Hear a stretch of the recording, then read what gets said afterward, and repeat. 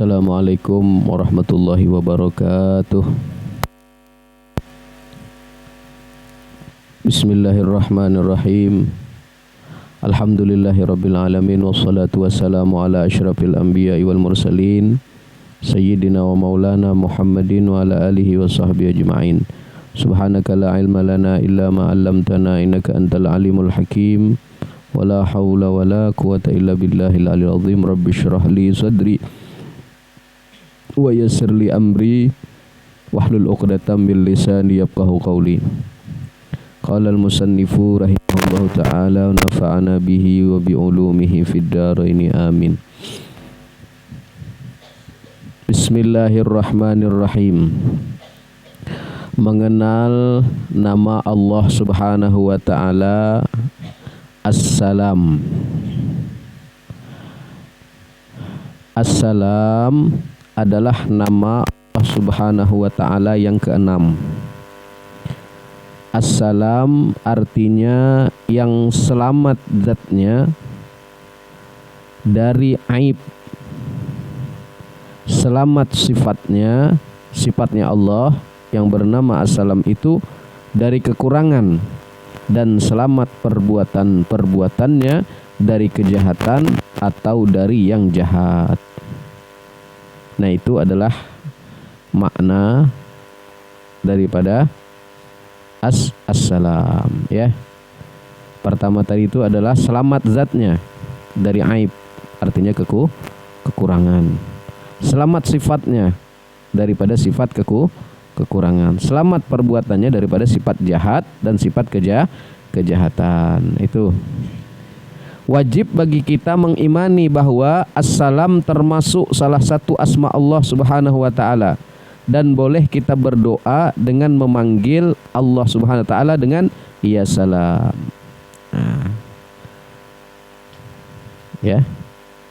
Ya Salam.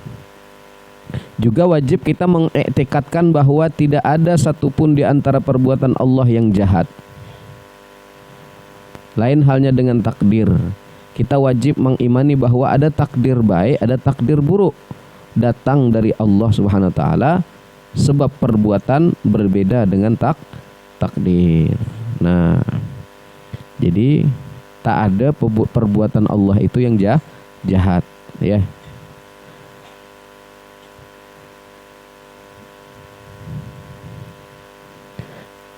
Jadi kalau ada kita misalnya kita ditanya orang, ini ada adab kepada Allah, ya. Memang semua itu ciptaan Allah, tapi ada adab kita kepada Allah Subhanahu wa ta'ala. Bagaimana? Kalau ditanya orang, kucing siapa yang menciptakan? Allah Subhanahu wa ta'ala. Kambing siapa yang menciptakan? Bumi siapa yang menciptakan?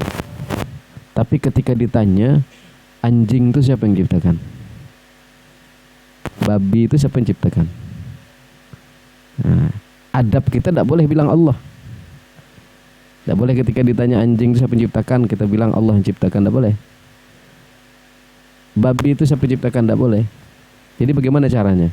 Kalau kita ditanya, babi, anjing siapa yang menciptakan? Maka kita jawab, seluruh makhluk Allah yang ada di muka bumi ini adalah ciptaan Allah Subhanahu wa ta'ala. Itu adabnya kepada Allah. Jangan kita sebut Allah, ya.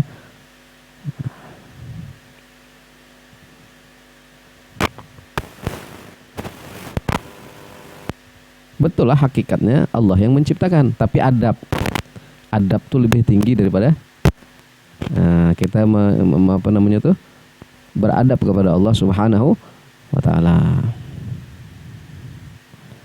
Namun musibah-musibah yang kita terima baik dari diri kita sendiri, keluarga atau pada yang lainnya, seumpama ya sakit-sakitan, kehilangan orang yang kita cintai dan lain-lain, sebenarnya itu bukan kejahatan atau keburukan dari Allah.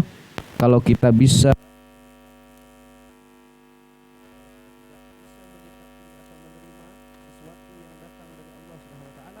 baik berupa nikmat atau lainnya, bisa berubah menjadi kejahatan atau balasan. Ya. Jadi tergantung kita menyikapi, ya, tergantung menyikapi.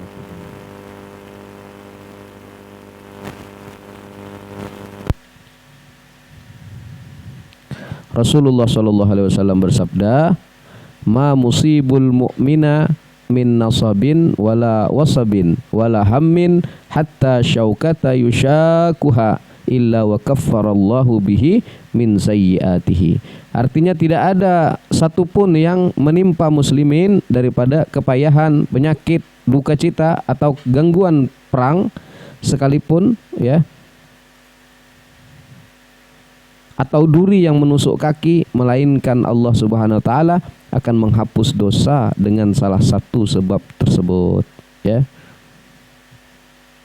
Jadi kalau kita kena bala, kita kena musibah, kita kena bencana, sebenarnya itu tidak sia-sia Allah lakukan kepada kita. Tidak sia-sia. Kenapa? Karena di balik bala bencana itu, kalau kita memang orangnya beriman, bertakwa kepada Allah, pasti kita akan mendapatkan ampunan dosa. Ya, pasti kita mendapatkan pahala sabar. Ya, tidak ada sia-sia. Jadi bukan keburukan yang Allah berikan, tapi untuk kebaikan kita, sebenarnya begitu. Ya.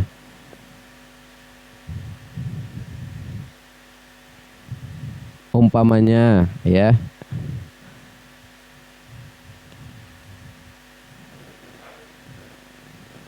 kalau kita punya penyakit dalam tubuh kita, lalu, ya,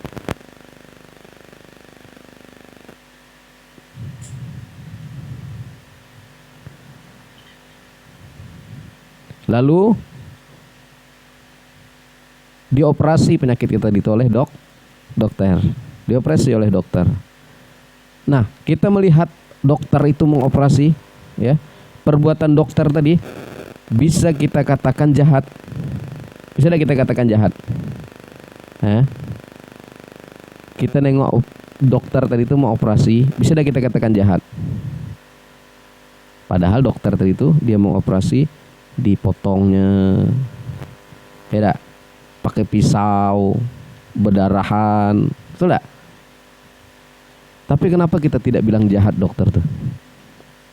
Kenapa kita tidak bilang jahat dokter? Padahal itu dibelahnya, ya tak? Sampai berdarah-darah.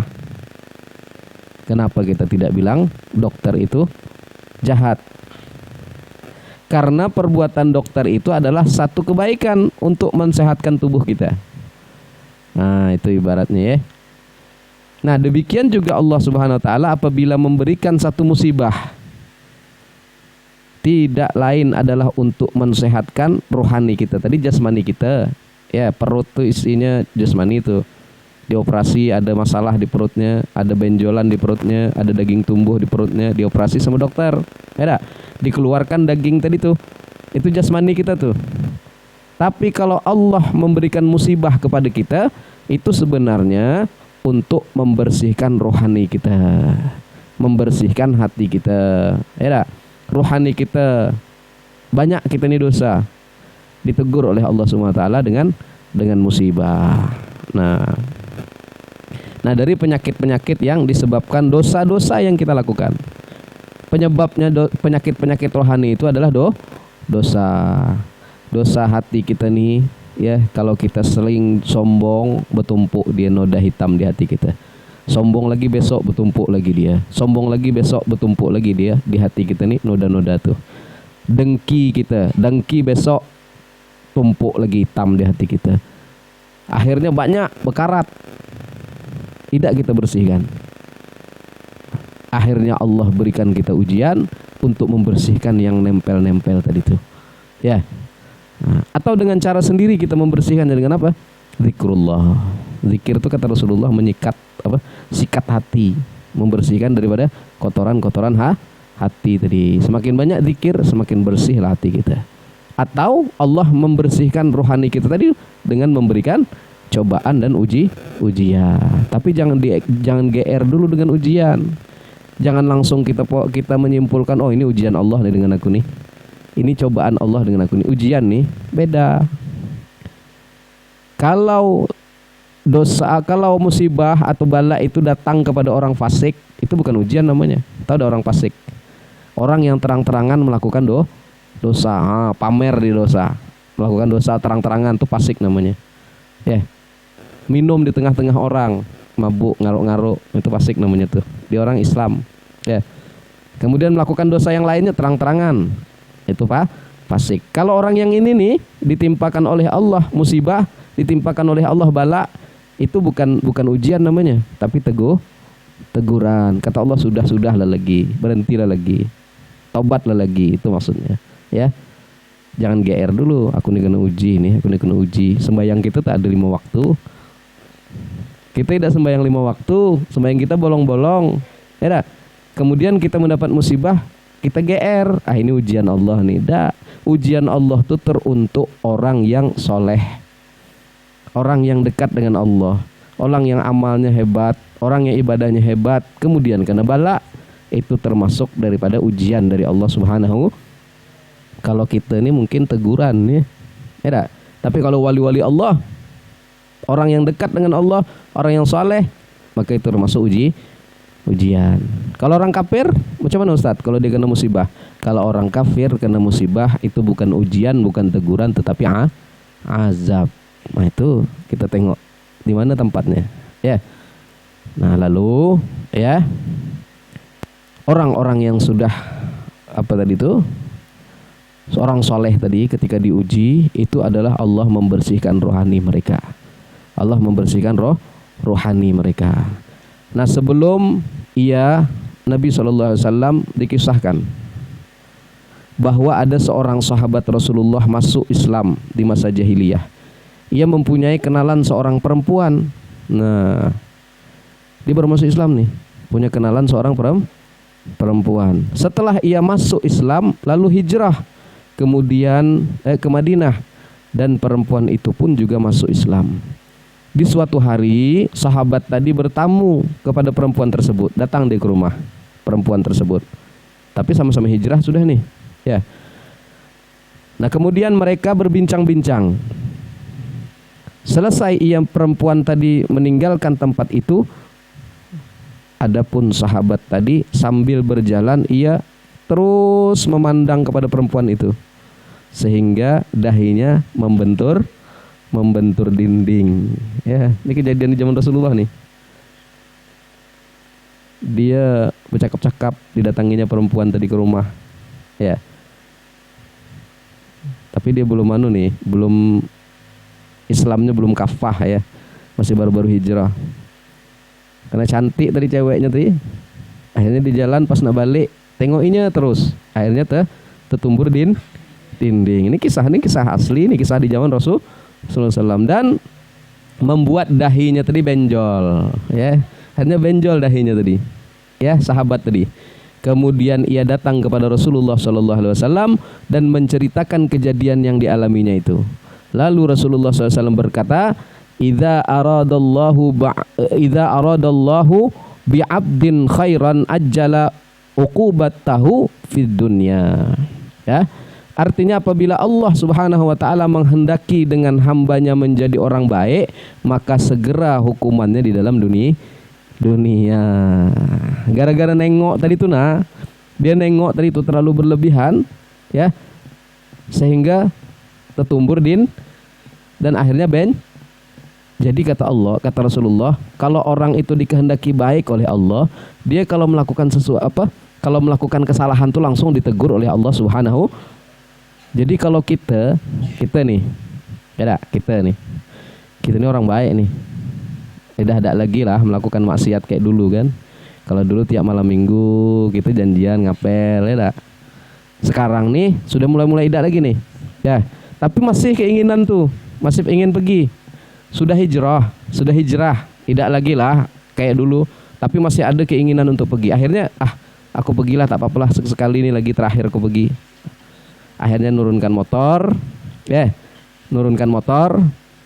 sampai di muka pintu, jalanlah motor tadi. Akhirnya berjalan separuh jalan, motornya bannya kempes. Ya, bannya kempes, didorong, diengkol tak mau hidup, minyaknya pula habis. Nah, kalau sudah kayak gitu tuh, berarti ada tanda-tanda tuh, ya. Tanda-tanda bahwa Allah tuh tidak senang kita melakukan yang dulu-dulu tuh tidak senang. Makanya balik lagi, ya. Jangan sudah ada kode dah tuh. Kode dari Allah, ya. Ai susahnya Ustaz, aku nak melakukan kayak dulu tuh. Tak bisa lagi aku kayak dulu tuh ya Ustaz. Karena apa? Banyak nih halangannya kalau aku nak melakukan maksiat sekarang nih. Nah, itu harusnya kita berapa namanya bersyukur kepada Allah. Berarti sudah kode dari Allah, jangan lagi kita Allah Subhanahu. Atau kita jadi pergi nih. Jadi pergi, sampailah kita malam minggu tuh ke rumah dia. Sekali balik ban bocor. Minyak habis, paksa berdorong sampai rumah. Berarti ditegur Allah, jangan lagi kata Allah. Kayak orang tadi tuh, ya. Ya. Sempat tak dia pergi? Sempat dia pergi datang, tapi balik tertumbur dinding, benjol kepalanya. Itu ditegur langsung oleh Allah Subhanahu. Nah, kalau kita memahami yang model-model kayak gitu tuh, kita baru hijrah, kemudian ada cerita-cerita yang model kayak gitu, berarti kode lah sudah tuh. Jangan lagi melakukan yang demikian itu, ya. Nah, tapi kalau kita lancar-lancar aja, bannya tak ada bocor, minyak full tank, itu istidraj. Tahu tidak istidraj? Dibiarkan Allah melakukan kesalahan. Kata Allah tuh lantaklah kau, tapi nanti dosamu kukumpulkan. Dosamu aku